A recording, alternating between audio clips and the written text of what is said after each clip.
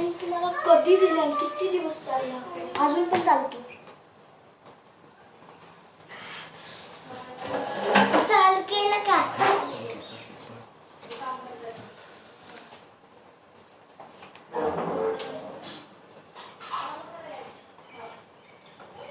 शुरू करें? शुरू करें?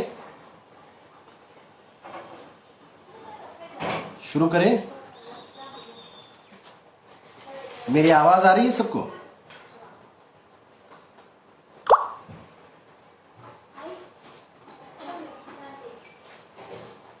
शुरू करें? मेरी आवाज आ रही है?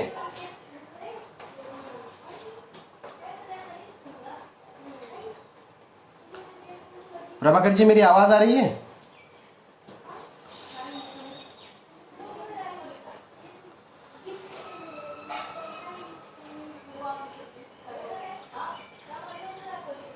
ठीक है, तो मैं शुरू करता हूं।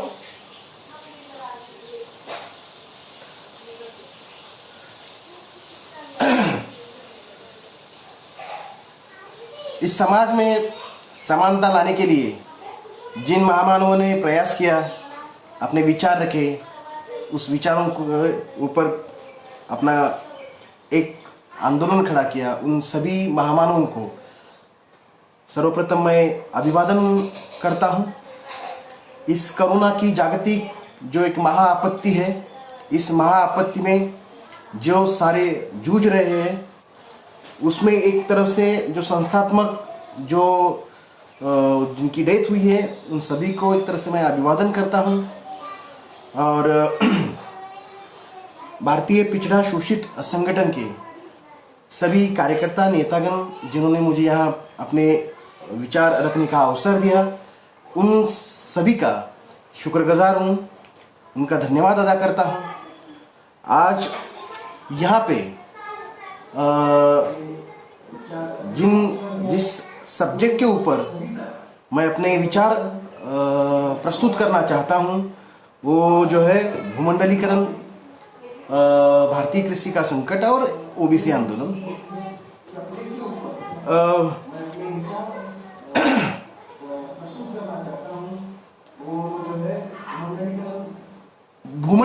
भूमंडलीकरण की जो प्रोसेस है, जो नीतियां है, उस नीति को हमने 1991 में एक्सेप्ट किया। उस वक्त के प्राइम मिनिस्टर और finance minister PV Narasimha Rao और मनमोहन सिंह, इन दोनों ने भूमंडलीकरण की नीति को अपनाया। उस वक्त उस नीति को अपनाने का कारण यह बताया जाता है कि उस वक्त जो भारतीय अर्थव्यवस्था थी, उस अर्थव्यवस्था में एक काफी गहरा आर्थिक संकट, वित्तीय संकट जिसको कहा जाता है, वो पैदा हुआ और उसकी वजह से ये जो भूमंडलीकरण की नीतियां है उसको अपनाया गया। क्योंकि इस ऐसा कहा जाता है कि मात्र 10 से 15 दिन की जो आयात है, इंपोर्ट है, वो कर सके इतनी ही विदेशी मुद्रा इंडियन गवर्नमेंट के पास थी। सो इस गंभीरतम वित्तीय संकट से उभरने के लिए, इस सिचुएशन से उभरने के लिए इंडियन गवर्नमेंट को ऑब्वियसली वित्तीय सहायता की जरूरत थी, मदद की जरूरत थी। और वो मदद मांगने के लिए जो विकसित डेवलप्ड कंट्रीज है, देश है, और जो जैसे कि ये जो इंटरनेशनल मॉनेटरी फंड है या वर्ल्ड बैंक है, इन संस्थाओं के पास है। तो उन्होंने उस वक्त मदद करने के लिए राजी तो थे, लेकिन उन्होंने मदद करने के लिए पहले कंडीशंस रखी कि आपको स्ट्रक्चरल एडजस्टमेंट प्रोग्राम को एक तरह से अपनाना पड़ेगा। उस तरह से उसके अनुसार आपकी अर्थव्यवस्था में नीतिगत जो बदलाव है वो बदलाव लाने पड़ेंगे, तभी हम आपको जो मदद है वो मदद कर सकेंगे। और उसकी वजह से ऐसा एक तरह से दर्शाया जाता है कि इंडियन गवर्नमेंट ने ये जो डेवलप्ड कंट्रीज है या फिर ये जो इंटरनेशनल इंस्टीट्यूशंस है, जैसे मैंने नाम लिए इंटरनेशनल मॉनेटरी फंड या वर्ल्ड बैंक जैसे, इनके दबाव में आकर ये जो भूमंडलीकरण की प्रोसेस या नीति है उसको अपनाया। ये काफी हद तक सही भी है, ऐसे नहीं कि ये पूरी तरह से उसको हम झुटला सकते हैं या गलत कह सकते हैं, ये काफी हद तक सही भी है। लेकिन उसके इस तथ्यों को छोड़कर या इस तथ्यों के अलावा भी एक बात है कि जैसे कि जो जब भारत को स्वतंत्रता मिली, स्वतंत्रता मिलने के पश्चात जो नीतियां फ्यूचर डेवलपमेंट के लिए अपनाई गई थी वो थी, जैसे जो पब्लिक सेक्टर है उसको भी एक अहम हिस्सा इंडियन इकोनॉमी के अंदर दिया गया था। और इसके लिए तब उस समय के जो लीडिंग इंडस्ट्रियलिस्ट थे उन्होंने खुद इस बात को साझा किया था। इसमें वो बहुत ये थे कि पब्लिक जो सेक्टर है उसका अहम रोल इकोनॉमी में होना चाहिए था। उसका एक कारण ये था कि उस वक्त ये जो प्राइवेट सेक्टर इस हालत में नहीं था, इस सिचुएशन में नहीं था कि बड़े पैमाने पे जो निवेश कर सके और अर्थव्यवस्था को अपने बलबूते पर चला सके। तो इसकी वजह से उन्होंने ये पब्लिक सेक्टर के जरूरत को ये किया था। लेकिन जब तक 1991 में ये जो इकोनॉमिक क्राइसिस अर्थव्यवस्था में क्रिएट हुआ, उस वक्त तक ये जो प्राइवेट सेक्टर या जिसको हम इंडस्ट्रियलिस्ट बिजनेसमैन कह सकते हैं, वो कुछ हद तक इस सिचुएशन में आ गए थे कि वो अपने बलबूते, अभी उनको ये जो प्राइवेट पब्लिक सेक्टर था या जो गवर्नमेंट का एक तरह से इंटरफियरेंस इंडियन इकोनॉमी के अंदर था, वो उनको अभी खटकने लगा था। उनको एक तरह से उनके डेवलपमेंट या उनके प्रोग्रेस में अड़चन लग रहा था। उसकी वजह से उन्होंने, उनकी दिली ख्वाहिश ये भी थी कि भाई ये जो पब्लिक सेक्टर का रोल है उसको पीछे लेना चाहिए और ये जो इकोनॉमी है उसको जितने हो सके उतने पैमाने पे प्राइवेटाइज करना चाहिए। और उसकी वजह से भी ये ग्लोबलाइजेशन का ये जो प्रोसेस है या जो नीति है उसको एक्सेप्ट किया गया, उसको अपनाया गया। लेकिन आमतौर पर ऐसे दर्शाया जाता है कि जो भूमंडलीकरण की प्रोसेस है उसको एक तरह से मजबूरी के तहत हमने अपनाया, ना कि एक हमारे देश का एक पूंजीपति तबका ऐसे था कि उनको खुद को ऐसे लग रहा था कि ये प्राइवेटाइजेशन की या ग्लोबलाइजेशन की भूमंडलीकरण की प्रोसेस अपनाना चाहिए। तो ये जो कश्मकश है, ये जो उसका जो ये नजरिया है, इस नजरिया को भी हमको नजरअंदाज नहीं करना चाहिए, क्योंकि तभी हम ये जो ग्लोबलाइजेशन या भूमंडलीकरण की प्रोसेस और उसका इम्पैक्ट, उसके परिणाम को अच्छी तरह से एक तरह से असेसमेंट उसका कर सकते हैं। ओके, तो ये अभी नेक्स्ट पॉइंट ये है कि ये जो भूमंडलीकरण है, ये भूमंडलीकरण की प्रोसेस से पहले जो नेहरू मॉडल था, ये नेहरू मॉडल को तो हमने जिसको मिक्स्ड इकोनॉमी कहा जाता है या मिक्स्ड इकोनॉमिक मॉडल कहा जाता है, ये मॉडल को तो हमने 1991 में छोड़ दिया और भूमंडलीकरण की जो प्रोसेस है, ये भूमंडलीकरण की प्रोसेस को हमने 1991 में 1991 में तो क्या किया, अपनाया। अभी ये जो भूमंडलीकरण है, ये भूमंडलीकरण ग्लोबलाइजेशन की प्रोसेस ऐसी जिसको क्या कहते हैं, अलग से इंडिपेंडेंट ऐसी प्रोसेस नहीं है। तो ये एक तरह से निजीकरण, उदारीकरण और भूमंडलीकरण, ये एक तरह से जिसको हम जैसे क्या कहते हैं, एक ट्विन है, एक तरह से बहुत ही अभिन्न तरीके से एक दूसरे से जुड़े हुए हैं। ओके, तो जैसे कुछ लोग उसका एलपीजी कहते हैं, मराठी में उसको खाऊजा धोरण कहते हैं, कोई लोग उसको उखाजा कहते हैं, मतलब उदारीकरण, खाजीकरण, जागतिकरण, ऐसे एक तरह से वो एक दूसरे से जोड़कर ही उनको देखा जाता है और उसका स्टडी किया जाता है। तो एक तो हमको ये पहले ध्यान में रखना चाहिए कि ये जो ग्लोबलाइजेशन भूमंडलीकरण की प्रोसेस है, ये बहुत ही क्लोज्ड ऐसे ये जो निजीकरण है या उदारीकरण है, इन नीतियों से अभिन्न तरीके से जुड़ी हुई है। ये पहली बात। दूसरी बात, ये जो भूमंडलीकरण की प्रोसेस 1991 में पॉसिबल हुई, इसका एक कारण एक तरह से हम ये कह सकते हैं कि उस वक्त 1991 के दरमियान हम ये कह सकते हैं कि जैसे न सिर्फ भारत, हिंदुस्तान, या बल्कि एक तरह से पूरे क्या कहेंगे उसको, एक इंटरनेशनल तौर पे ये जो तंत्र वैज्ञानिक डेवलपमेंट है, प्रगति है, वो बहुत जोर से हुई। जैसे अभी हम देख रहे हैं कि इंटरनेट है, हाँ, या पहले जैसे सिर्फ दूरदर्शन था, एक ही वो चैनल था, हम उसके जो भी प्रोग्राम्स है वो देखते थे, बड़ा आनंद लेते थे उसका। लेकिन जैसे ये जो नई नीति को अपनाया गया, नई नीति को अपनाते ही ये कई सारे चैनल्स आ गए, उसका बहुत बड़ा इम्पैक्ट हुआ, उसका बहुत बड़ा परिणाम सामने आया। वो जैसे इंटरनेट है, ये जो मैंने अभी एग्जांपल दिया, बहुत सारे चैनल्स आ गए।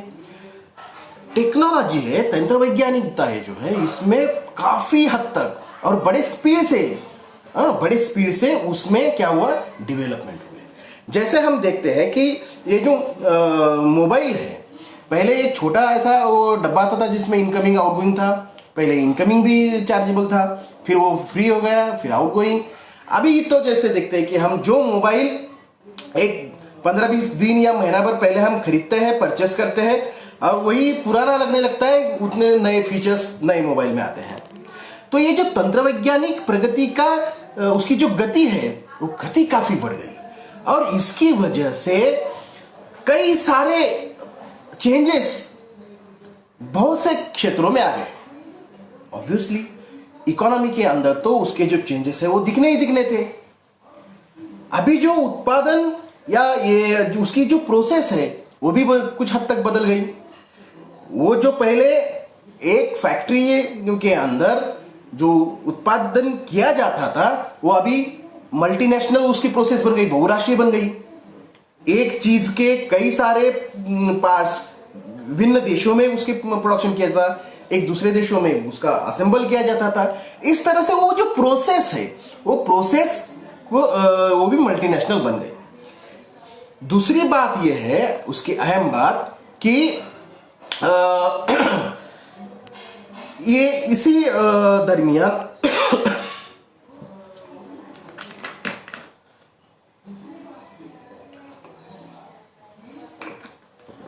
दरमियान जो हमारा निवेश मार्केट है, शेयर मार्केट जिसको हम कह सकते हैं, उसमें भी कई सारे रिस्ट्रिक्शंस थे विदेशी निवेश के लिए, वो हटाए गए। इकोनॉमी के अंदर इन्वेस्टमेंट करने के लिए बहुत सारे रिस्ट्रिक्शन थे, प्राइवेट सेक्टर पे थे, या जो विदेशी इन्वेस्टमेंट था उसके ऊपर रिस्ट्रिक्शन थे, वो सारे हटाए गए। निजीकरण और उदारीकरण के नीति के तहत इन सारे चेंजेस, नए बदलाव किए गए, ताकि जो इकोनॉमी है, ये इकोनॉमी ओपन हुए। इसलिए तो उसको ओपन मार्केट पॉलिसी भी कहा जाता है। तो ये जो इकोनॉमी है, इसको ओपन किया गया। पहले ये इकोनॉमी रिस्ट्रिक्टेड थे, क्लोज थी। कुछ उसके सेक्टर्स प्राइवेट सेक्टर के लिए खुले थे, बाकी बहुत सारे ऐसे क्षेत्र थे जिनमें सिर्फ और सिर्फ पब्लिक सेक्टर को निवेश करने की अनुमति थी, बाकी किसी को नहीं थी। विदेशी औपनिवेशिकता की तो बात ही छोड़ो। लेकिन 1991 में ये स्ट्रक्चरल चेंजेस को एक्सेप्ट करने के बाद फिर ये कई सारे बदलाव, संस्थागत बदलाव किए गए, जिसकी वजह से इकोनॉमी ओपन हो गई, और धीरे धीरे निजीकरण और उदारीकरण के तहत जो प्राइवेट सेक्टर का रोल था वो धीरे धीरे कम किया जाने लगा, और दूसरी तरफ प्राइवेट सेक्टर या ये जो विदेशी निवेश है उसका रास्ता खुला किया गया। और उसके लिए कई सारे चेंजेस नीतियों के तहत या बाकी तो तहत भी किए गए। तो एक तरह से इन सारी प्रक्रिया की वजह से ये जो ग्लोबलाइजेशन या जिसको हम भूमंडलीकरण कहते हैं, ये प्रोसेस स्टार्ट हुआ। हमें ध्यान में रखना चाहिए कि तंत्र वैज्ञानिक जो विकास है, प्रगति है, वो एक है। दूसरी तरफ जो इकोनॉमिक में प्राइवेट सेक्टर या विदेशी निवेश था उस पर से जो रिस्ट्रिक्शंस थे वो हटा दिए गए। तीसरी तरफ ये जो शेयर मार्केट था, शेयर मार्केट भी उसमें निवेश करने के लिए जो रिस्ट्रिक्शंस थे वो भी हटा दिए गए। तो अभी जो दूसरे देशों के भी लोग ये जो इंडियन शेयर मार्केट है उसमें निवेश कर सकते हैं। उसमें एक दिन में उनको कुछ लगा कि उधर कुछ हुआ है, यहां से पैसा निकालेंगे, शेयर बेच देंगे। तो एक तरह से क्या है कि ये जो ग्लोबलाइजेशन है, ग्लोबलाइजेशन की वजह से किसी देश में अगर कुछ बात होती है तो उसका असर हमारी शेयर मार्केट पे हुआ। तो एक तरह से ये हमारी जो इकोनॉमी है, हमारा जो देश है वो दूसरे देशों से जुड़ गया है। एक तो टेक्नोलॉजी की वजह से जुड़ गया, दूसरी बात ये जो इकोनॉमी में चेंजेस हो गए उसकी वजह से जुड़ गया। अभी ये जो चेंजेस को हमने स्वीकार किया, अपनाया, ये सारे भूमंडलीकरण की प्रोसेस के तहत हमने अपनाया। इसके परिणाम तहत जो एक तरह से वामपंथी पार्टियां थी, संगठन थे, उन्होंने इसका पुरजोर तरीके से विरोध किया। उनके अनुसार, उनकी मान्यताओं के अनुसार ये जो भूमंडलीकरण की प्रोसेस थी ये जन विरोधी है, मजदूरों के खिलाफ है, इससे एक्सप्लॉयटेशन बढ़ेगा। ऐसे सारे कुछ बहुत सारी मान्यता ये वामपंथी दलों की थी, लेकिन उनको नजरअंदाज करके ये भूमंडलीकरण की प्रोसेस को इंप्लीमेंट किया गया और ये पुरजोर तरीके से कहा गया कि इंडियन जो इकोनॉमी है, हिंदुस्तान की इकोनॉमी जो है, ये इकोनॉमी बहुत जोर से सुपर पावर बनने की तरफ बढ़ रहे। किसके बदौलत? ये जो भूमंडलीकरण की नीतियां है उसकी बदौलत। अभी हमारा ये जो आज का टॉपिक है इसके तहत ये नहीं आता, इसलिए हम उसकी तरफ थोड़ा सा ध्यान नहीं देंगे, नहीं तो बहुत देर हो सकती है और उसमें हम उलझ कर रह जाएंगे। सो अपना जो टॉपिक है, एक क्षण के लिए हम ये मान लेते हैं कि ये जो नीतियां थी प्राइवेटाइजेशन की या ग्लोबलाइजेशन की, निजीकरण, उदारीकरण और भूमंडलीकरण की, ये जो नीतियां थी, इस नीतियों का एक क्षण के लिए हम ये मान लेते हैं कि इंडियन इकोनॉमी को फायदा हुआ होगा। एक क्षण के लिए मान लेते हैं, हम उसमें एक्चुअली पढ़ना नहीं चाहते। लेकिन अनडाउटेडली जिसको हम कहते हैं कि किसी भी तरह का कोई शक नहीं है, शक की गुंजाइश नहीं है कि जो हमारा कृषि क्षेत्र था, ये कृषि क्षेत्र पे ये जो भूमंडलीकरण या निजीकरण की जो नीतियां थी, इस नीतियों का जो इंपैक्ट हुआ, जो परिणाम हुए, वो किसी भी तरह से पॉजिटिव नहीं थे। उसका एक तरह से प्रतिकूल परिणाम ही हमको देखने में मिलते हैं और ये कोई सवाल ही नहीं है, कोई गुंजाइश ही नहीं। जैसे कुछ लोग, कुछ अर्थशास्त्री ये कहते हैं कि ये जो नीतियां थी, इस नीतियों की बदौलत सर्विस सेक्टर हो या फिर ये इंडस्ट्रियल सेक्टर हो, इनको बहुत सारा एक तरह से अच्छे परिणाम हम देख सकते हैं। लेकिन ये किसी भी हद तक या किसी भी तौर पर हम ये कह नहीं सकते कि ये जो नीतियां थी, इस नीतियों का कृषि क्षेत्र के लिए कोई लाभदायक परिणाम सामने आए। तो ये एक तरह से ये फैक्ट है, अनडाउटेडली इसको हम असर्ट करके कह सकते कि नहीं, ये जो नीतियां है, इसका नीतियों का एक तरह से प्रतिकूल परिणाम ही हमको देखने मिलते हैं। ये जो 1991 से 1995 तक ये जो 4-5 साल है, ये 4-5 सालों में कुछ बड़े मात्रा में ये जो निजीकरण की या फिर भूमंडलीकरण की जो नीतियां थी, इस नीतियों का एक तरह से ये जो कृषि था, कृषि पर हमको कुछ ज्यादा इंपैक्ट दिखाई नहीं देता। इसकी एक वजह इसलिए ये है कि 1995 में 1 जनवरी 1995 में ये जो WTO जो है, वर्ल्ड ट्रेड ऑर्गेनाइजेशन, जागतिक जिसको हम व्यापार संगठन के नाम से जानते हैं, इसकी एस्टेब्लिशमेंट हुई। उससे पहले गैट था।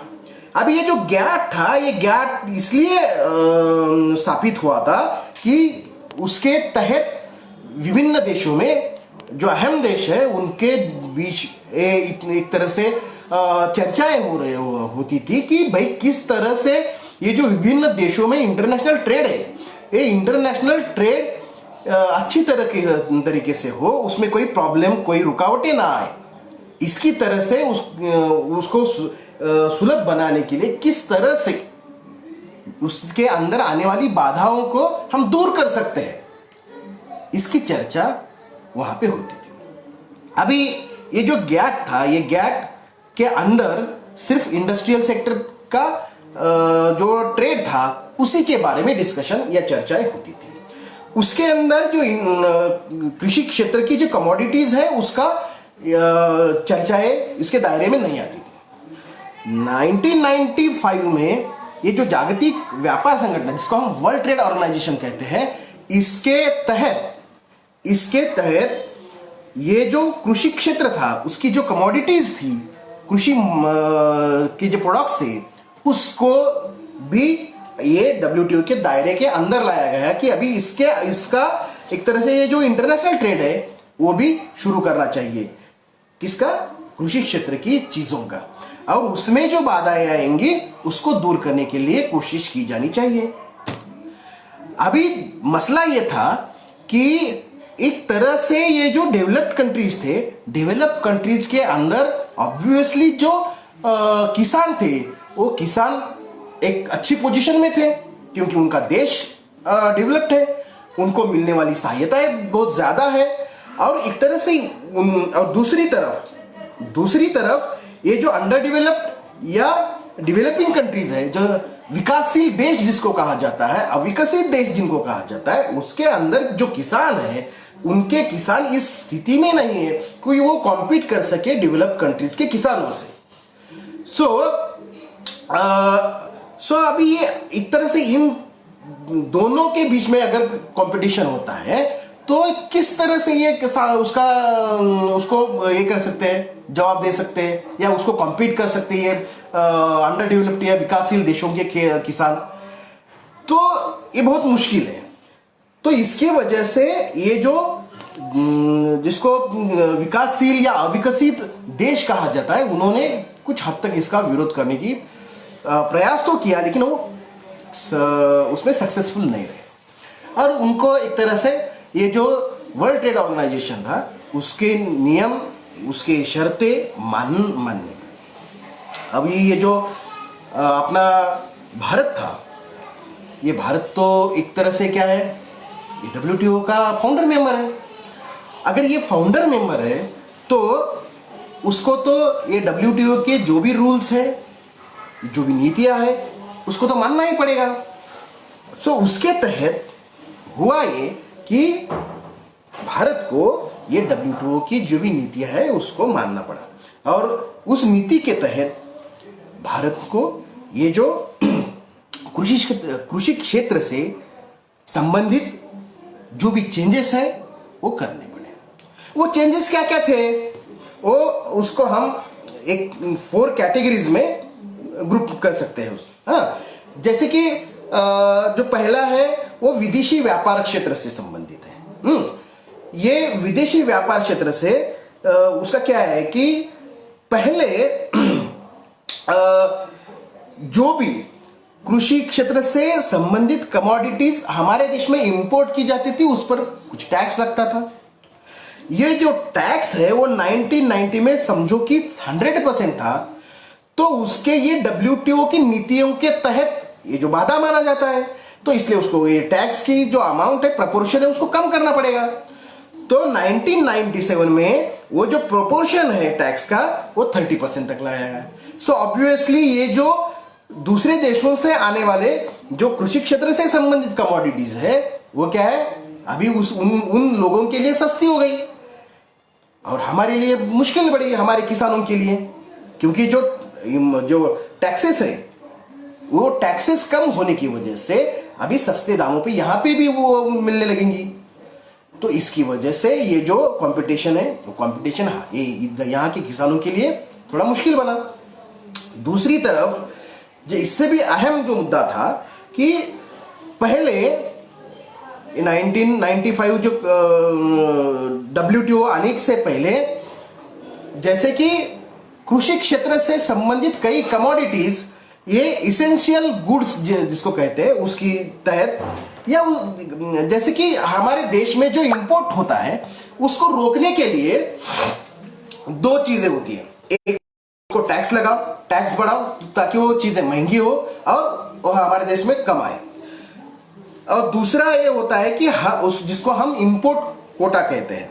हाँ, तो ये इंपोर्ट कोटा होता है, जो इंपोर्ट कोटा के अंदर जो चीजें हैं वो चीजें वो दूसरे देशों के किसान या जो कोई भी है यहां पे एक्सपोर्ट नहीं कर सकता। तो एक तरह से वो जो चीजें हैं वो चीजें हमारे देश में आ नहीं सकती। इसका मतलब यह है कि हमारे किसानों को एक तरह से ये कंपटीशन से बचाया जाता है, उसको संरक्षण मिलता है। अभी 1997 में ये डिसीजन लिया गया कि 470 कृषि क्षेत्र से संबंधित कमोडिटीज को ये इंपोर्ट कोटा से फ्री किया गया। तो अभी ये जो 470 कमोडिटीज जो है वो कमोडिटीज बाहर के किसान हमारे इंडिया के अंदर एक्सपोर्ट कर सकते हैं। तो ये जो 470 जो प्रोड्यूस करते थे उनको इस कंपटीशन का सामना करना पड़ेगा। बिल्कुल ये जो 1998 में हुआ, 1999 में दूसरा निर्णय ये लिया गया कि अभी और 1400 मतलब 1400 जो कमोडिटीज है वो फिर उसे ओपन किया गया। ऑब्वियसली अभी 1400 पहले के 470 मतलब 1870 कमोडिटीज जो है वो कमोडिटीज से एक तरह से जो सुरक्षा कवच था इंपोर्ट कोटा का वो हटाया गया। और उसकी वजह से हमारे ये जो विकसित देशों से सामना करना पड़ेगा, जो उनके एक तरह से अच्छी स्थिति में जो किसान हैं उनसे सामना करना पड़ेगा। और उसका धीरे धीरे क्या हुआ असर हमारे किसानों के इस पे दिखने लगा। दूसरा जो बात है, दूसरी जो ये जो भूमंडलीकरण की प्रक्रिया के तहत जो बदलाव को अपनाया गया वो है, अभी ये तो क्या हुआ विदेशी व्यापार क्षेत्र के संदर्भ में। अभी जो दूसरी नीति या दूसरे बदलाव जो थे वो है हमारा इंटरनल ट्रेड जो है उसके संदर्भ में। इंटरनल ट्रेड के संदर्भ में कुछ ऐसी नीतियों को अपनाया गया जिसका एक तरह से बुरा असर हमारे किसानों पे पड़ा। वो क्या थे? वो जैसे थे कि before the establishment of WTO it was the responsibility of Indian government to supply the seeds। मतलब एक तरह से ये WTO के एस्टेब्लिशमेंट के पहले ये इंडियन गवर्नमेंट की रिस्पॉन्सिबिलिटी थी, जिम्मेदारी थी कि जो किसानों को बीज लगते हैं उसको बीज प्रोवाइड करने की रिस्पॉन्सिबिलिटी हमारे सरकार की गवर्नमेंट की थी। ओके, उसी तरह से जो फर्टिलाइजर्स थे जिनको हम खाद कहते हैं, ये खाद भी एक तो गवर्नमेंट सप्लाई करते थे और दूसरी तरफ ये जो प्राइवेट कंपनीज प्रोवाइड करते थे फर्टिलाइजर्स वो बहुत ही बड़ी मात्रा में सब्सिडाइज होते थे। मतलब हमारा जो जीडीपी है ग्रॉस डोमेस्टिक प्रोडक्ट, वो जीडीपी का 1991 में 3.2%, ये बहुत बड़ी अमाउंट है। 3.2% सब्सिडी ये फर्टिलाइजर्स या खाद के ऊपर दिया जाता था। इसकी वजह से खाद जो है वो बहुत ही न्यूनतम अमाउंट में फार्मर्स या किसानों को मिलता था।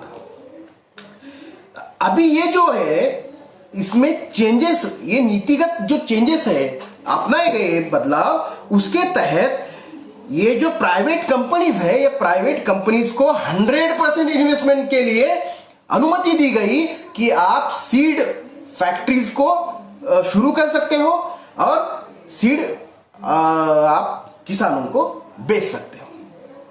दूसरी तरफ ये जो फर्टिलाइजर्स के ऊपर दी गई सब्सिडी का जो प्रोपोर्शन है वो भी कम होता होने 2004 में ये प्रोपोर्शन 0.69% आ गया।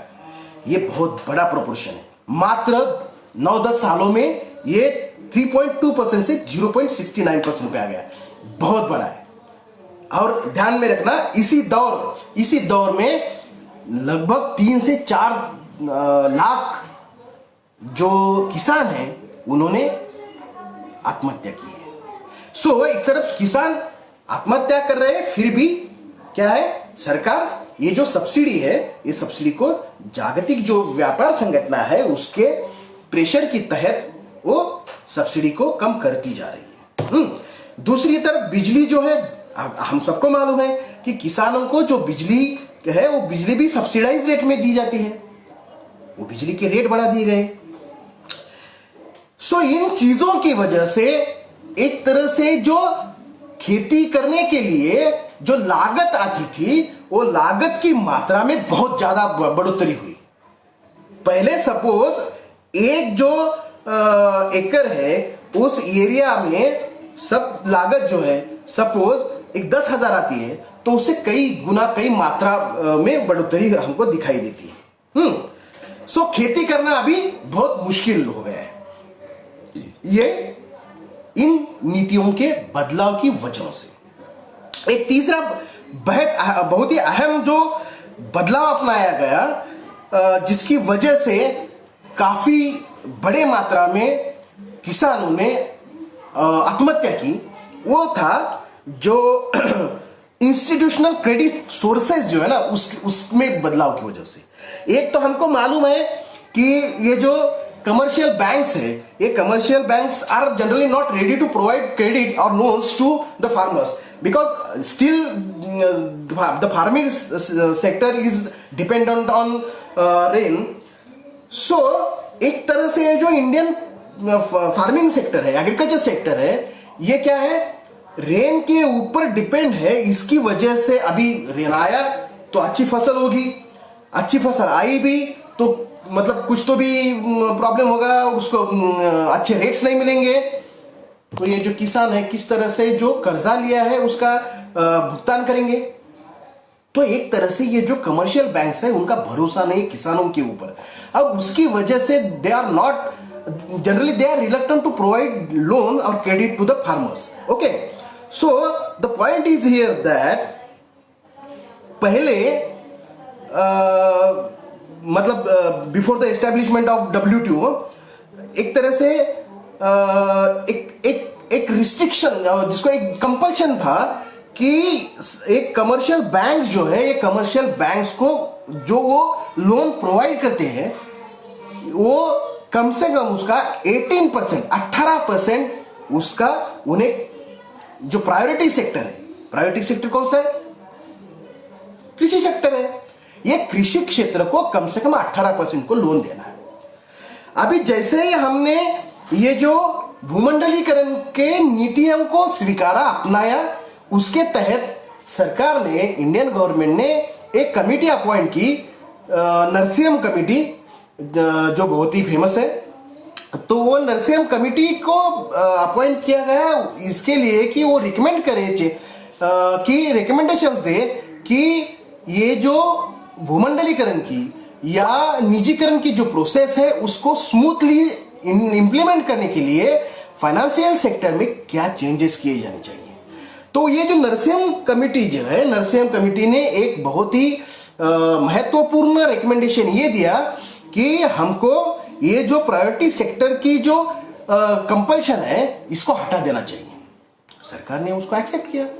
जैसे ही सरकार ने ये नरसिम्हा कमेटी की प्रायोरिटी सेक्टर की कंपल्शंस को हटाने की रिकमेंडेशन को एक्सेप्ट किया, वैसे ही एक तो पहले मैंने जैसे कहा कि कमर्शियल बैंक जो है ये एक तरह से किसानों को देने के लिए इतना कुछ तैयार नहीं रहते लोन प्रोवाइड करने के लिए। अभी तो उनको ऊपर से ये हटा दिया गया कंपल्शन।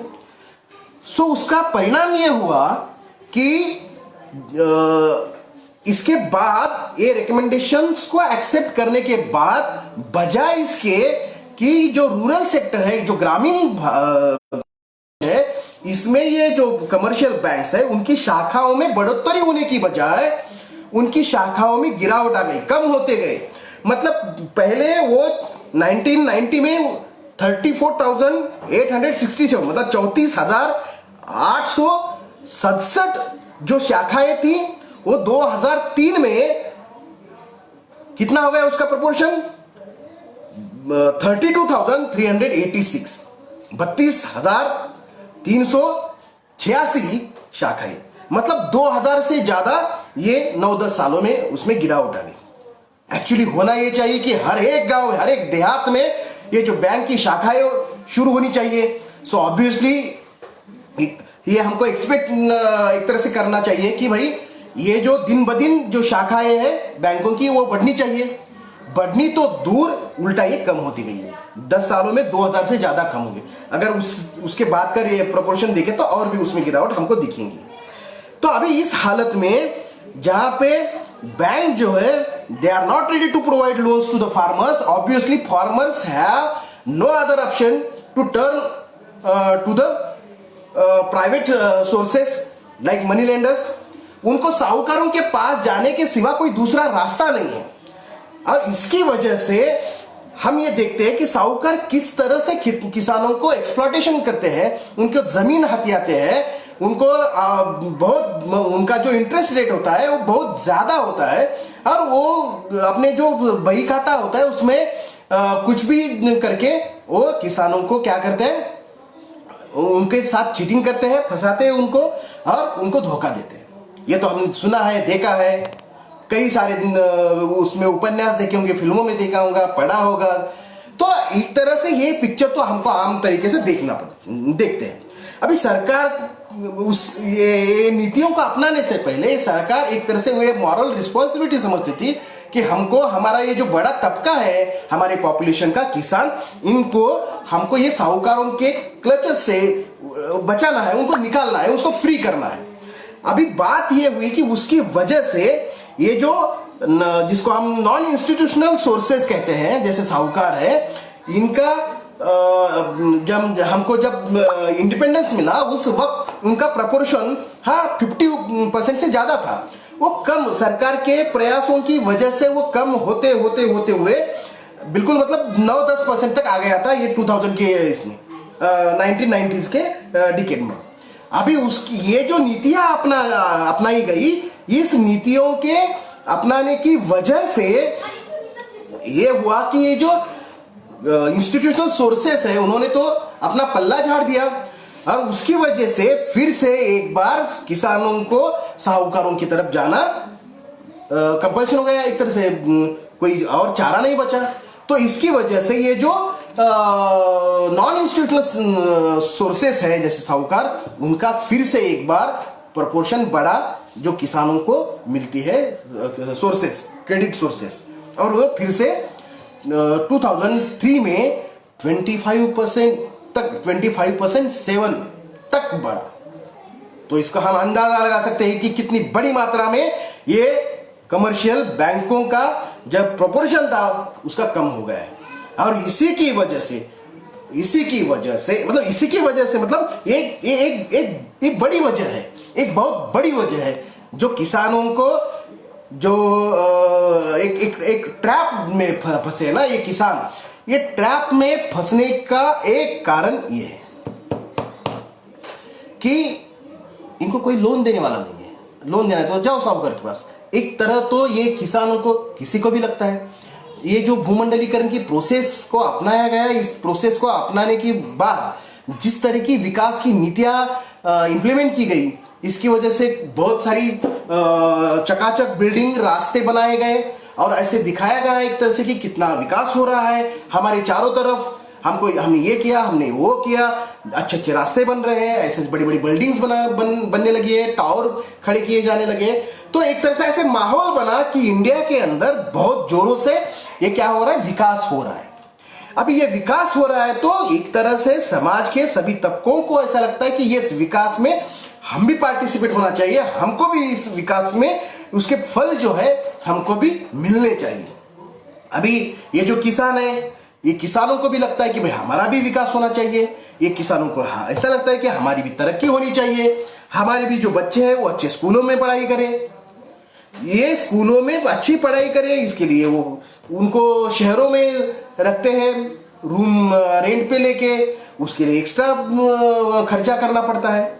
तो एक तरह से ये एस्पिरेशंस है खुद की तरक्की की, उसके लिए पैसा चाहिए। उस पैसा आएगा खेती में से, सो खेती में उत्पादन बढ़ना चाहिए। वो उत्पादन बढ़ाने के लिए जो प्राइवेट कंपनीज ने एक तरह से उनको जो ये दिया है, लालच दिया है कि हमारे सीड्स इस्तेमाल करो, हमारा ये फर्टिलाइजर्स यूज करो तो आपको ज्यादा फसल आएगी, ज्यादा प्रोडक्शन होगा, तो ऑब्वियसली किसान उसको यूज करेगा।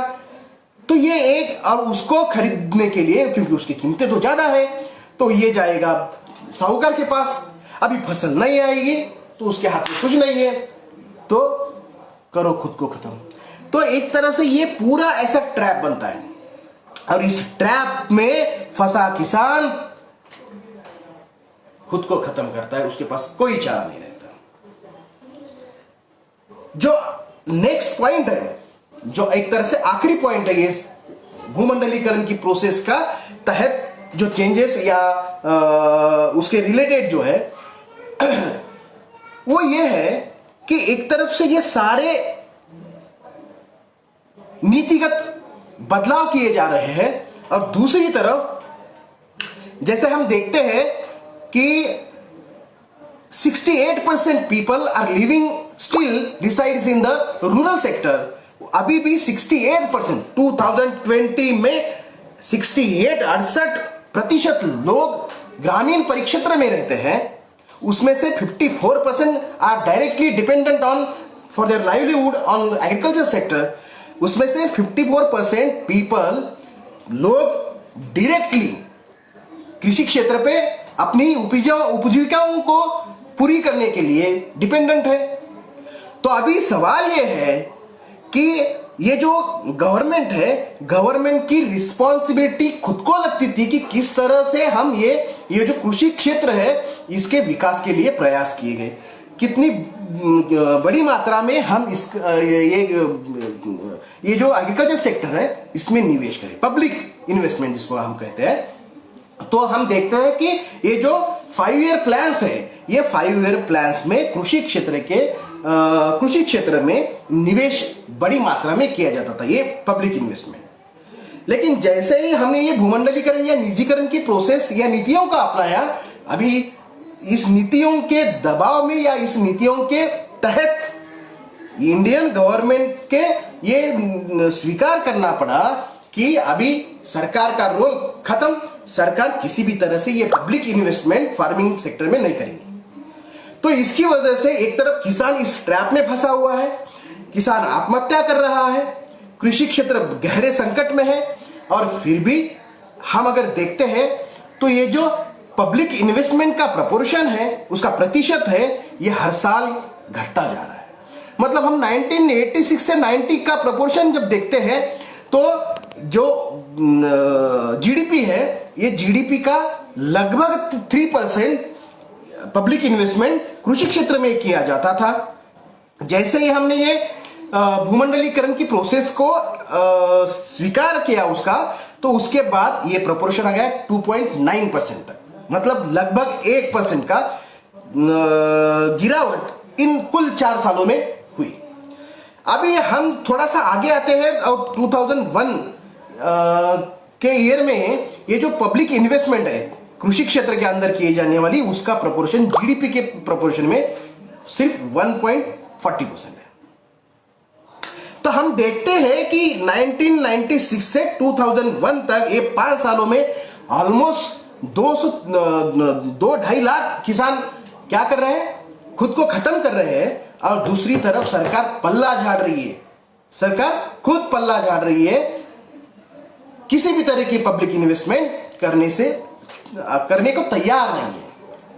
तो ये कितना, मतलब ये कॉन्ट्राडिक्टरी सीन है, कॉन्ट्राडिक्टरी पिक्चर है। हमने ये इतनी बड़ी जो तादाद में लोक संख्या है उनसे हमने पल्ला झाड़ दिया है। अभी विकास जो है, विकास का मायना क्या है, चंद पूंजीपतियों का विकास है। तो ये हमको ध्यान में रखना चाहिए। तो ओवरऑल ये जो नीतियां थी, भूमंडलीकरण, निजीकरण, उदारीकरण की नीतियां थी, ये नीतियों के तहत ये जो 4 ग्रुप में हमने चेंजेस देखे, ये 4 ग्रुप में जो चेंजेस हुए उसकी बदौलत बहुत सारे या बड़े मायने पे ये जो कृषि क्षेत्र है, ये कृषि क्षेत्र संकट में फंस गया। और तब से लेकर अब तक ये जो इंडियन एग्रीकल्चर सेक्टर है, ये संकट में फंसा हुआ है। उसके जो वृद्धि का दर है वो एक समय तो ऐसे आ गया था कि उसका विकास ग्रोथ रेट जो है वो ग्रोथ रेट 1% से भी नीचे आ गया था। अभी वो 2% के आसपास है। अभी तो ये इकोनॉमी जो ऑलमोस्ट धस गई है और अभी तो ये मेरे ख्याल से वो 0% आ गया, क्योंकि पूरी इकोनॉमी का ग्रोथ रेट 0 है, तो ये जो कृषि क्षेत्र है उसका तो और भी नीचे चला गया होगा। सवाल ये है कि कितने बड़े तौर पर, कितने भयानक तरीके से ये कृषि क्षेत्र क्या हो रहा है। अभी 7 लाख के ऊपर किसानों ने आत्महत्या की है, खुद को खत्म किया है। आत्महत्या तब करता है इंसान कोई भी जब उसके जीने की उम्मीद पूरी तरह से खत्म हो गई है, उसको कोई जीने की राह, कोई आशा बची नहीं है। तभी, क्योंकि जीवन की जो आसक्ति है वो सबसे बड़ी होती है और ये आसक्ति तभी खत्म होती है जब उसको कोई नई राह, कोई उम्मीद दिखाई नहीं देती और उसी वक्त वो सारे मोह को त्याग कर अपने जीवन को खत्म करता है। तो ये देखना पड़ेगा, ये सोचना पड़ेगा कि क्यों 7 लाख लोग आत्महत्या कर रहे हैं, खुद को खत्म कर रहे हैं और फिर भी हमारा गवर्नमेंट उसको एक सीरियस लेना चाहिए। इस पूरे सिचुएशन को वो लेने में एक तरह से नाकामयाबी एक्चुअली रॉन्ग वर्ड है, उसको खुद की उसकी इच्छा ही नहीं है। तो ये एक पार्ट है हमारे विश्लेषण का। दूसरा पार्ट ये है कि ये एक तरह से ऐसे लग सकता है हमारा कि ये जो है ये पूरा जागतिकीकरण या भूमंडलीकरण की प्रोसेस के तहत हुआ है, लेकिन ये पूरी तरह से ये सत्य नहीं है, एक सच नहीं है। क्या है कि हम आज भी ये हमारी जो जाति व्यवस्था है इससे उभरे नहीं है, अभी भी जाति व्यवस्था खत्म नहीं हुई है। तो किसान भी बुरी तरीके से ये जाति में फंसा हुआ है। किसान, हम कई राज्यों का अगर उदाहरण लेते हैं तो ऐसे कई सारी जातियां हैं, कई सारी इवन जिसको हम ओबीसी कैटेगरी कहते हैं, ओबीसी कैटेगरी की कई जातियां अभी भी खेती करती है, खेती में वो इन्वॉल्व है। सो ये सारे किसान जो है, ये किसान बहुत बड़े तौर पर क्या है, वो जातिगत जो व्यवहार है उसमें शामिल इन्वॉल्व दिखाई देते हैं। जैसे कई तौर पर, मतलब एक एग्जांपल मैं देता हूं कि लड़की का या घर में कोई ब्याह है तो उस ब्याह को करने के लिए तो हम क्या करेंगे, दहेज देना पड़ेगा। ब्याह, हमारी सोशल प्रेस्टीज जो है वो सोशल प्रेस्टीज को बढ़ाने के लिए हम बड़े पैमाने पे खर्चा करेंगे। हाँ, लड़की को एक अच्छा दामाद ये मिले, इसके लिए उसको दहेज देंगे। अभी दहेज तो अब हमको मालूम है कि कोई टीचर भी है तो भी उसको 10 लाख देना पड़ेगा, कोई और अच्छा नौकरी वाला है तो उसका और देना पड़ेगा। तो ये जो है ये सोशल प्रेस्टीज हमको, ये जो कास्ट सिस्टम है, जाति व्यवस्था है, उसकी वजह से ये जो कंपटीशन है कि हमारी बच्ची को हमारे ही जात का अच्छा लड़का मिले, इसकी वजह से दहेज देना है, उसकी वजह से इनको सब पैसे नहीं बचते। ये एक एग्जांपल दिया, ऐसे कई सारी क्रियाकर्म है। हाँ, जैसे हमारे महाराष्ट्र में महात्मा फुले जो है, महात्मा फुले ने इसको बड़े अच्छे तरीके से दर्शाया है कि किस तरह से कोई भी इंसान माँ के पेट में जब गर्भ तैयार होता है तब वो जो मर जाता है उसकी 13वीं तक, ये जो पूरा उसका जीवन का एक सफर है, ये जीवन के सफर में वो कई सारी क्रियाकर्मों को उसको करना पड़ता है। और इसकी वजह से क्या है कि उसके पास कोई पैसा बचता ही नहीं कि वो खुद के तौर पर कि अपनी कृषि खेती में कोई बदलाव ला सके, कोई इंप्रूवमेंट कर सके, कोई वो जैसे कि ट्यूबवेल है, बोरवेल है, ये कर सके, या इसको हम ड्रॉप जिसको ठिबक, अभी हिंदी में उसका क्या वर्ड है, वो कहने का मतलब ये है कि वो इसके पास इतना सेविंग ही नहीं है कि वो खेती में कुछ इंप्रूवमेंट कर सके। ये सिचुएशन क्यों है? ये जाति की वजह से। दूसरी तरफ वो अपनी जाति के बियॉन्ड वो देखने की उसकी कैपेसिटी नहीं है। क्यों है हमारी स्थिति ऐसी? कौन है हमारे एक तरह से सत्ता पे लोग? वो क्यों इस तरह से हमसे पल्ला झाड़ते हैं? वो इस तरह के सवाल उठाते नहीं है। और सवाल क्यों उठाते नहीं है, इसका एक बड़ा रीजन जो है वो उनकी जो कई बार ऐसे होता है कि हमारी जाति के लोग सत्ता में बैठे तो उनके सवाल कैसे करेंगे, वो तो हमारी जाति के हैं। तो एक तरह से इसकी वजह से भी ये प्रॉब्लम हुआ है। तो एक तरह से भूमंडलीकरण या निजीकरण की प्रोसेस है, दूसरी तरफ किसानों को इस बहुत बुरी कंडीशन में रखने के लिए ये कास्ट सिस्टम रिस्पॉन्सिबल है। दूसरी तरफ क्या है कि इसी दरमियान एक तरह की ऐसी जो एक विकास की पॉलिसी या विकास की नीतियां अपनाई गई जिसकी वजह से अभी जैसे यानी कि लोग जमीन बेचते हैं, हाँ, और जमीन बेचने के बाद पैसा आता है। बहुत से ओबीसी कास्ट है, कई सारी खेती करने के अदर कास्ट है, ये क्या करते हैं, खेती बेचते हैं और जो पैसा आता है कहाँ इन्वेस्ट करेंगे, इसका कोई नॉलेज नहीं है, तो बस एक गाड़ी लेंगे और घूमेंगे।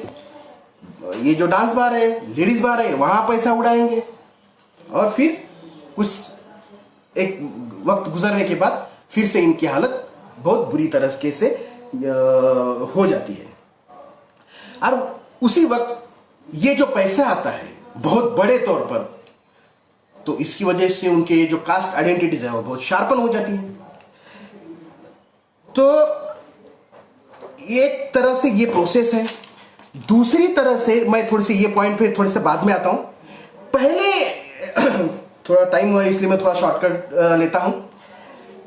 एक तरह तो ये जो कृषि का प्रॉब्लम है, ये तो तय है कि ये जो निजीकरण भूमंडलीकरण की जो प्रोसेस है उसकी वजह से, उन नीतियों की वजह से, लेकिन केवल उसकी वजह से नहीं है, उस नीतियों का वो विक्टिम बनता है क्योंकि उसका कॉम्पीट करने के लिए, उसको मुंह तोड़ जवाब देने के लिए उसकी तैयारी नहीं है, उसकी उतनी कैपेबिलिटी नहीं है, क्योंकि उसकी कास्ट सिस्टम है वो बड़ी बुरी तरीके से वो कास्ट सिस्टम में जकड़ा हुआ है, उसकी वजह से उसकी एक कैपेसिटी नहीं है। अभी एक जैसे मैंने अभी कहा, कई सारी ये ओबीसी एक्चुअली जैसे पिछले एक लेक्चर में संगीता ठोस ने कहा कि ये गवर्नमेंटल कैटेगरी, उससे कोई कॉन्शियसनेस बिल्ड होता है ऐसा मुझे नहीं लगता। फिर भी ठीक है, चलो अभी ये जो बहुजन जातियां है, ये बहुजन जातियां ओबीसी जातियां कई सारी जगहों पे किसान खेती करती है। तो ये जो खेती का एक तरह से जो क्राइसिस है उसका वो भी शिकार है, वो भी विक्टिम है। दूसरी तरफ कैसे है, कई सारे बहुजन जो कास्ट है, जातियां है, ओबीसी कास्ट ऐसे है कि जो directly they are not dependent on और engage in agriculture sector, but still indirectly they are searching और they are dependent on agriculture sector. मतलब वो डायरेक्टली इन्वॉल्व नहीं है, लेकिन जैसे मैंने कहा कि still in 2020 68% people resides in rural sector and 54% people are directly engaged in agriculture sector। मतलब 68% people जो ग्रामीण परिक्षेत्र में है उसमें रहता है, उसमें से 54% पीपल डायरेक्टली एग्रीकल्चर सेक्टर या खेती करते हैं। ये जो बाकी 14% लोग बचते हैं वो भी कृषि संबंधित जो भी एक्टिविटीज है उनमें वो अपनी जो भी जॉब या रोजी रोटी ढूंढते हैं। ये जो 14% है उसमें ज्यादातर ओबीसी या ये बहुजन कास्ट का एक तरह से समावेश हमको करना पड़ेगा। दूसरी तरफ ऐसे है कि ग्रामीण परिक्षेत्र में ये जो नया माहौल एक तरह से उभर के आया, उसकी वजह से हुआ ये कि ये जो स्मॉल स्केल इंडस्ट्रीज हैं या कॉटेज इंडस्ट्रीज है, ये बहुत बड़े खतरे में आ गए हैं।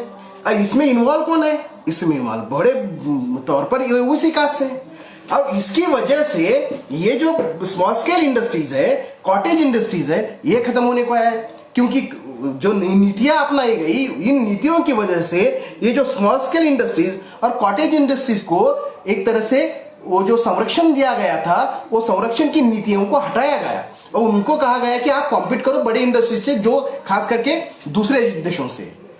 तो एक तरफ ऐसा है कि 40% जो प्रोडक्शन है वो स्मॉल स्केल इंडस्ट्री में होता है, जिसमें काफी बड़े तौर पे ये ओबीसी या बहुजन जातियां सम्मिलित हैं, वो संकट में आ गई। तो हमको ये देखना चाहिए कि किस तरह से ये जो नया माहौल उभर के आया है, ये नया माहौल या नई नीतियां एक तरह से ये जो बहुजन जातियां है उनके लिए कितने बुरी तरीके से साबित हो रही है। और दूसरी तरफ जो विकास विकास विकास हम कह रहे हैं, ये जो विकास है, ये विकास जिसको कई अर्थशास्त्रियों ने कहा कि उत्पादन तो हो रहा है, the growth rate is increasing, no doubt about that, but the fact is that रोजगार कहां है। सो कई अर्थशास्त्रियों ने कहा है कि ये जो विकास है, इट्स अ जॉबलेस ग्रोथ, रोजगार ही नहीं है, रोजगार ही नहीं। और रोजगार किन लोगों के गए हैं? रोजगार गए हैं ज्यादातर ये जो बहुजन कास्ट है इनके गए, बहुजन कास्ट गए, उनके गए। दे आर जॉबलेस, उनको कोई हाथ में काम नहीं है, रोजी रोटी कमाए कैसे, ये सिचुएशन है। अब दूसरी तरफ मैंने जैसे कहा अभी कि एक तरफ जमीन बेच के जो पैसा आया है, ये इसी तबके से जुड़ा हुआ एक क्लास है जो जमीन बेच के पैसा आया है, काम नहीं है उसको समझ में नहीं, कहां निवेश करना है ये मालूम नहीं, लेकिन पैसा आया है, डांस बार, गाड़ी, कास्ट आइडेंटिटी। और दूसरी तरफ इसी वक्त, इसी दरमियान चालू होती है ये प्रोसेस कम्युनलिज्म की, या एक तरह से तो ये जो बहुजन कास्ट है एक गढ़, ये एक तरह से सपोर्ट कर रही है जो रिग्रेसिव पॉलिटिक्स है उसको। तो हमारा ये जो ओबीसी आंदोलन है, इस ओबीसी आंदोलन को आगे बढ़ाने के लिए, उसको एक दिशा देने के लिए हम सारी इन परिस्थितियों को देखना चाहिए, इस पर सोच विचार करना चाहिए कि क्या परिस्थिति है। ये जो खेती का संकट है, ये जो विपत्ति में फंसा हुआ एक सेक्टर है, बहुत बड़ा सेक्टर है, उस पर डिपेंडेंट जो बहुजन कास्ट है, खेती में इन्वॉल्व जो ये बहुजन कास्ट है, तो उसको हम किस तरह से, हमारा ये जो कहना है, ये कहना हम लेके जा सकते हैं, उसको हम किस तरह से प्रबोधित कर सकते हैं, किस तरह से हम उसको एक स्ट्रैटेजी दे सकते हैं उसकी परिस्थिति से उभरने के लिए। ये तो जरूरी है, इसमें कोई दो राय नहीं कि भाई ये जो रिजर्वेशन है, रिजर्वेशन बहुत इंपॉर्टेंट है, निहायत ही इंपॉर्टेंट है, उसमें कोई दो राय नहीं है। लेकिन हमें ये देखना चाहिए कि किसी भी तरह से हमारा आंदोलन एकमात्र ये जो रिजर्वेशन पॉलिसी है उसके इर्द गिर्द नहीं घूमना चाहिए, उसके तहत ही सीमित नहीं रहना चाहिए। हमारे आंदोलन को जो शूद्र, जो जिनको कहा गया, ये जो ओबीसी कास्ट, बहुजन कास्ट है, उनको ये पूरे एक तरह से ये जो फंसे हुए हैं उनको आगे निकालने के लिए हमारा जो आंदोलन का दायरा है उसको विशाल बनाना चाहिए, उसका दायरा बढ़ाना चाहिए। हम जब तक ये जो कास्ट एंडिंग की परिभाषा को अपनाते नहीं, तब तक हम ऐसे ही हाथ पैर मारते रहेंगे। सो हमको ये देखना चाहिए, हमको ये सोच विचार करना चाहिए कि भाई इन प्राप्त परिस्थितियों में ये एक तरह से ये जो निजीकरण या भूमंडलीकरण या उदारीकरण की जो प्रोसेस है, ये नीतियां है, ये नीतियां, ये जो ऊपर का तबका है, जिसको हम ऊपर की या क्या कहेंगे, जो एडवांस एक कास्ट क्लास जो है, ये उच्च जात वर्ग से संबंधित लोग हैं, उन्हीं के फायदों की है। और ऐसे सिचुएशन में जो बहुजन कास्ट है, जो फंसे हुए, एक बार हम फंस जाते हैं ना, एक बार जब हम फंस जाते हैं, तब ऐसे सिचुएशन में इंडिया के अंदर, भारत के अंदर जाति का जो कोष होता है वो सबसे सुरक्षित फील हम उसी में करते हैं। अब उसी की वजह से ये पूरे दौर में बहुत से लोग फिर से अपने कास्ट के लेकर बहुत ज्यादा तरीके से ये हुए जाति को मानने लगे एक बार। और इसकी वजह से हमको ये देखना चाहिए, ये सोचना चाहिए कि नहीं, रिजर्वेशन का पॉइंट बहुत इंपॉर्टेंट है। ये जो कास्ट सेंसस है इसमें ओबीसी की ये बहुत ही इंपॉर्टेंट है, लेकिन उसी वक्त हमको ये भी तय करना चाहिए कि किस तरह से हमारे आंदोलन की स्ट्रैटेजी जो है वो उसको एक तरह से लांग कर उसका दायरा जो है वो बढ़ाया जा सके। किस तरह से हमारी रोजी रोटी का जो प्रश्न है वो व्यापक तौर पर ये व्यवस्था परिवर्तन से जुड़ा हुआ है और हमको ये हाथ में लाना चाहिए आंदोलन व्यवस्था परिवर्तन का। हमको देखना पड़ेगा कि भाई किस तरह से इस आंदोलन को हम एक नई दिशा देके उसको जो और जो आंदोलन है उससे मित्रता भाव से जोड़ सकते हैं। तभी हम, क्योंकि ओबीसी जो कैटेगरीज है उसमें जो सम्मिलित कास्ट है हमको ये देखना पड़ेगा। अगर हम ओबीसी कहते हैं, अपनी बहुजन कास्ट कहते हैं, तो ये आत्मवंचना होगी ना, ये आत्मवंचना होगी। ये घुमंतु जाति जो एक तरह से ओबीसी कास्ट में है उसका सम्मिलित होती है, और वो जो ओबीसी कास्ट में ऊपर का तो भाई एक तो नहीं है। तो हमको ये देखना पड़ेगा कि हम किस तरह से प्रबोधन के लेवल पर कम से कम हम एक हो, हम किस तरह से उस तक पहुंचे, किस तरह से उसको हाथ दे। ऐसे कई सारे प्रश्न है कि इस परिस्थिति में कृषि क्षेत्र का संकट उसका एक एग्जाम्पल है, एक है, लेकिन उससे जुड़े हुए बहुत सारे सवाल है, बहुत सारी परिस्थितियां है जो हमको देखने पे मजबूर कर देती है कि क्यों कृषि क्षेत्र का संकट पैदा हुआ, क्यों हमारे बहुजन कास्ट उससे रिलेटेड है फिर भी सरकार को फर्क नहीं पड़ता, क्यों स्मॉल स्केल इंडस्ट्रीज और कॉटेज इंडस्ट्रीज को ध्यान नहीं दिया जा रहा, हमारे कहां बहुजनों को विकास हो रहा है लेकिन हमारे लिए रोजगार कहां है। कृषि क्षेत्र संकट में रोजगार नहीं है और सरकार हमारे दम पे पॉलिटिक्स कर रही है, हमको हमारा इस्तेमाल कर रही है अपने रिग्रेसिव पॉलिटिक्स को। आज जो भी रिग्रेसिव पॉलिटिक्स हो रहा है उसका एक हम कारण बन रहे हैं। हमको देखना पड़ेगा कि भाई नहीं, ये हमको नहीं चलेगा, हम इसको ऐसा होने नहीं देंगे, इसमें बदलाव लाएंगे। ये बदलाव लाने का एकमात्र जरिया है कि हमको जोर से जय संविधान का नारा देना पड़ेगा और दूसरी तरफ हमारी दृष्टि हमको व्यापक करनी पड़ेगी, हमारा आंदोलन का दायरा हमें बढ़ाना पड़ेगा, तभी हम ये कर सकते हैं। समय हो गया है, लगभग मैंने अपनी बात आपके सामने रख दी है। कुछ अगर प्रॉब्लम्स है, अगर कुछ मैंने कुछ वो बोलने के इसमें अगर कुछ बात कह दी हो तो मुझे माफ़ कर देना। और मुझे यहाँ बोलने का अवसर दिया इसलिए मैं भारतीय शोषित पिछड़ा संगठन के सभी पदाधिकारियों का, नेतागण का तहे दिल से आभार व्यक्त करता हूँ। हमारे जो मित्र है प्रभाकर गायकवाड़ का, उनका तो कितना भी अगर मैं आभार व्यक्त करता हूँ तो भी कमी है। तो इन सभी मान्यवरों का मैं आभार व्यक्त करता हूँ, तहे दिल से आभार व्यक्त करता हूँ कि उन्होंने मुझे यहाँ पे एक सुंदर अवसर प्रदान किया और मेरी बात कहने का, आपसे मेरी बात साझा करने का अवसर दिया। इसलिए मैं आपका तहे दिल से कहता हूँ। अगर कोई सूचना, कोई क्वेश्चंस है तो भी हम बात कर सकते हैं, नहीं तो फिर हम यहाँ रुकते हैं। Thank you. जय संविधान, जय भीम।